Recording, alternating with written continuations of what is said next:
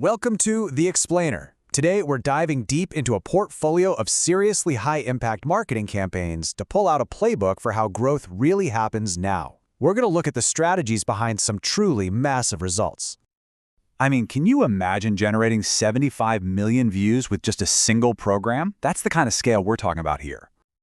Or what about this? Driving 10 million visitors to one website, all as part of a single campaign stretching across Europe. And maybe the toughest of all, hitting that coveted #1 download spot in a completely jam-packed app store. So how in the world do you pull off results like these? Let me tell you, it's not luck, and it's definitely not magic. It comes down to a specific, repeatable strategy. Okay, let's get into it and see exactly how it's done. And this isn't just theory. We're getting a look inside the playbook of the actual strategist who personally led these projects. We're breaking down 4 totally different challenges and the clever, data-driven solutions that absolutely crush them. All right, first up, a classic problem, right? You've got a popular product, people seem to like it, but suddenly growth just stops. What do you do?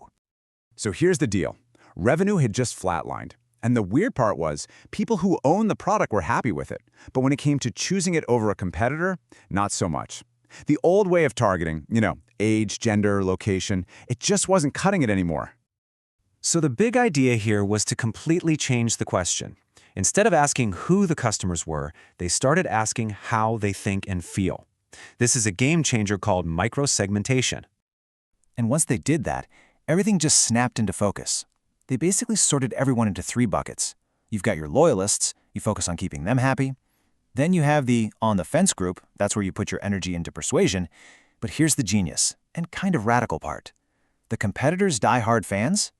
You ignore them, completely. You stop wasting money trying to convert the unconvertible.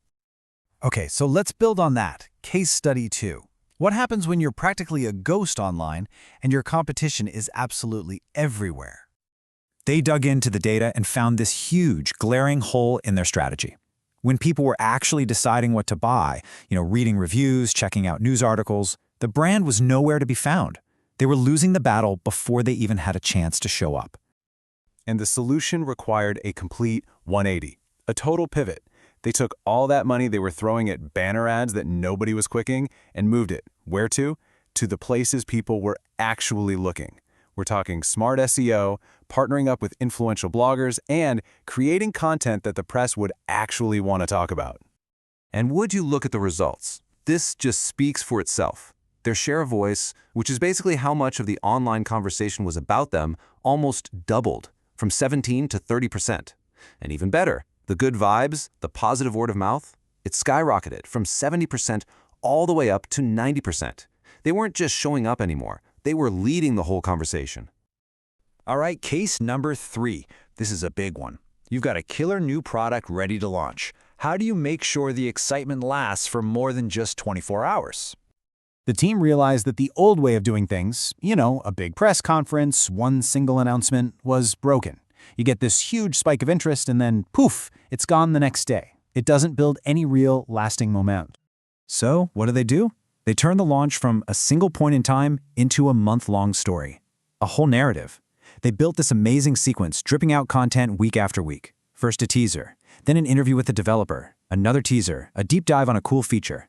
They built up this incredible wave of anticipation that crested right at the official launch and just kept on going. And the results were just staggering. We're not talking a few articles here and there. We're talking over 5,500 media articles. The product became the single most searched keyword on Naver, which is Korea's top portal. They completely owned the news cycle for weeks. And for our final case, this might be my favorite. How do you take a product that your own company thinks is a dud and turn it into a viral sensation? Yeah, so the conventional wisdom inside the company was that this product was just too niche, Cool, but not for everyone. It was seen as a low-potential asset, a dead end. The entire strategy here was built on one simple idea. What if that conventional wisdom was completely wrong? So they did something pretty radical. They skipped the traditional PR machine entirely. No big ad campaigns, no press releases. Instead, they went straight to social media, found a handful of trusted micro-influencers, and just let them use the product. The focus was on showing how it fit into their real, everyday lives. super authentic, totally organic. And get this, from just 2 of those influencers, they generated 7.6 million organic views. That's insane. It just proved that a small, smart, and authentic strategy can have a massive, massive impact. They created success where everybody else saw nothing. So, okay, we've walked through these 4 incredible turnarounds. What can we pull from all of this? What's the repeatable playbook here that we can take away from these successes? It really boils down to 4 big ideas. First, segment your audience by their attitude, not just their age or where they live. Second, let the data tell you where your customers actually are, not where you think they are. Third, build a story over time instead of relying on a single moment. And finally, don't be afraid to challenge conventional wisdom to find that hidden potential. And that really brings us to the core of it all, doesn't it? Every single one of these successes came from someone questioning the established way things are done. So the real question to take away from this isn't just about marketing, it's about strategy. What common assumption could you challenge today?